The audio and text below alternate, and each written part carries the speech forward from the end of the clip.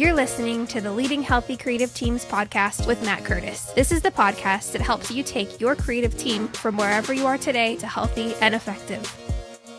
Hey friends, thank you so much for joining me. We are now stepping into episode 7.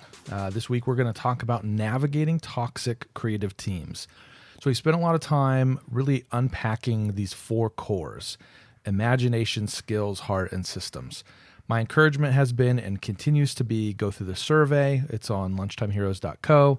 It's going to help you assess the health and really the balance of your creative team so that from there you will be able to act intelligently, really strategically with the team that you currently have. So this week I want to talk about navigating toxic creative teams. And so really the way to look at this is you take the assessment and you realize that your team is actually quite a bit unbalanced.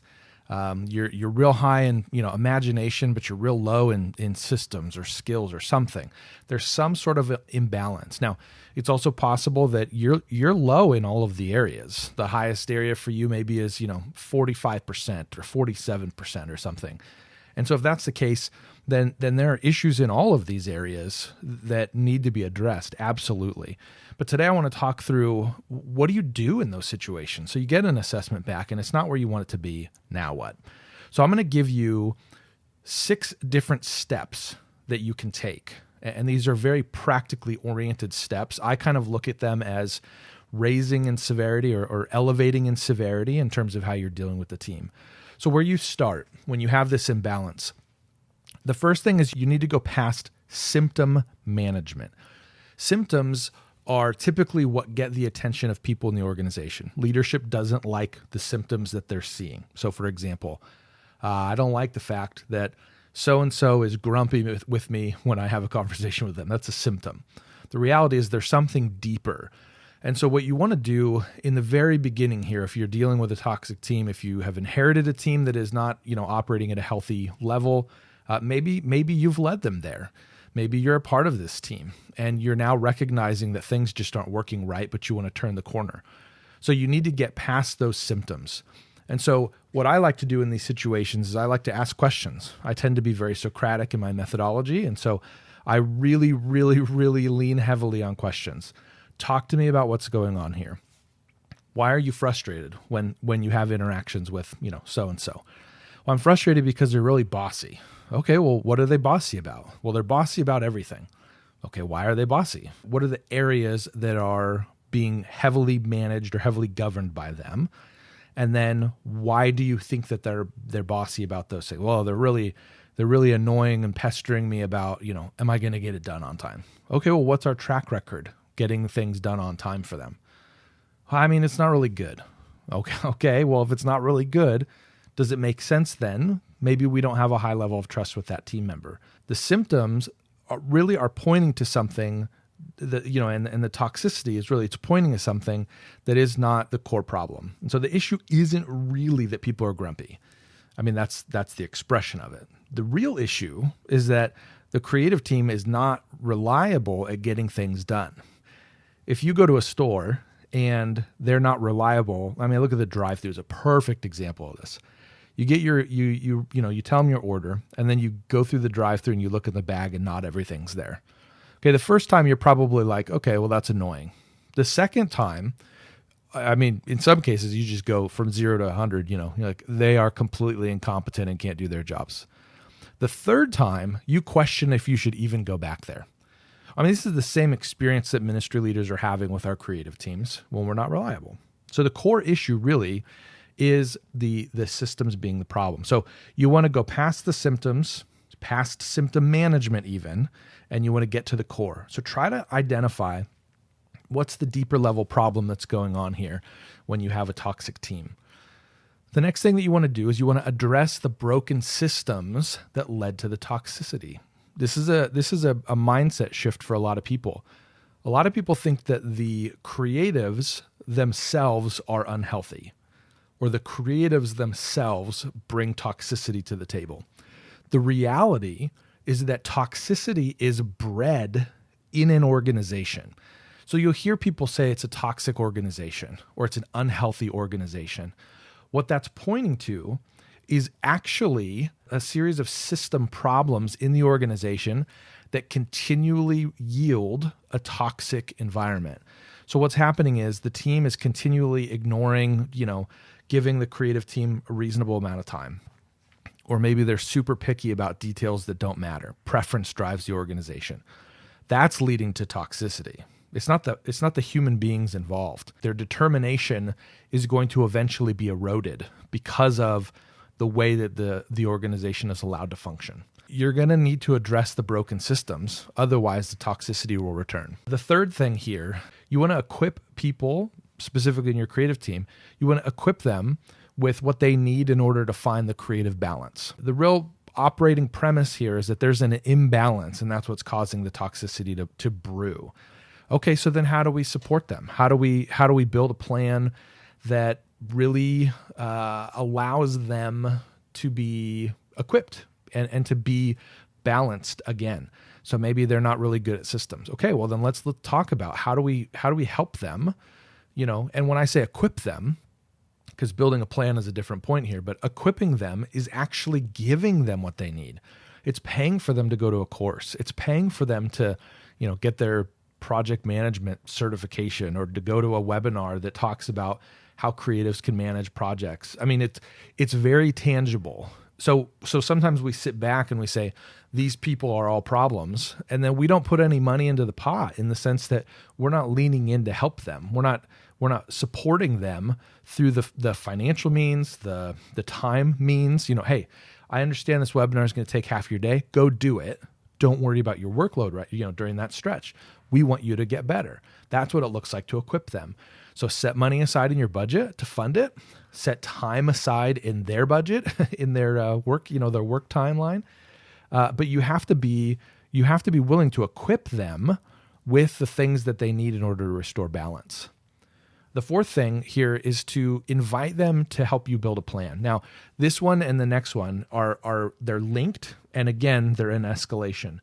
If you have somebody that's struggling with some of this imbalance, inviting them to help build a plan is actually a really smart first step because it tells you a lot.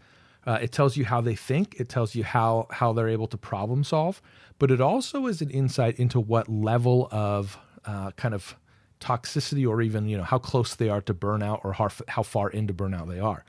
So if you invite them to help build a plan and then they build a plan and it's not a strong plan, that's okay. They're leaning in and they're trying to help and they're trying to participate in the healing process for themselves. They're able to see certain problems and they're able to participate in that. That's great. So celebrate, value, appreciate that, but also help make that plan stronger. Help make the plan one that has a better chance of working. The fifth thing here on this list, build the plan for them. This is now when the person in question, the creative on the team here, they're not able to lean in. I've had this conversation, a handful of times where I say, hey, how can I help you, bounce back from kind of what I have no idea. I don't know. I don't have any ideas as to what would be helpful to help me get out of this place. Oh, wow. Okay. So we're that far in. We're so far in that we can't even see a pathway out. Okay. Well, the first step then, I'm going to need to start building some pathway markers that help you see the fact that there are steps that you can take. I'm really going to have to do some heavy leading here. And so this is a lot more hands-on. It's a lot more, it's not micromanaging. That's not the right language for it because in a sense, what you're doing is you're doing the surgery work. You're doing the deep work that can't be done individually without guidance. So in that case, you're going to want to build the plan for them. And then really kind of the big sort of umbrella point here, and this is the last thing, care for the human being more than the organization. Sometimes somebody leaving your team is the right answer. There are times where they can heal in place. That is a real possibility. It seems like it's rare. For me personally, I was able to heal in place. There was a lot of drama leading up to it, but we got there. And so healing in place was possible. There are certain tiers of the organization where you have to figure out how to heal in place. If you're the senior pastor, if you're an executive pastor of an organization, I mean, just because you're struggling doesn't mean that you really have a good out to leave.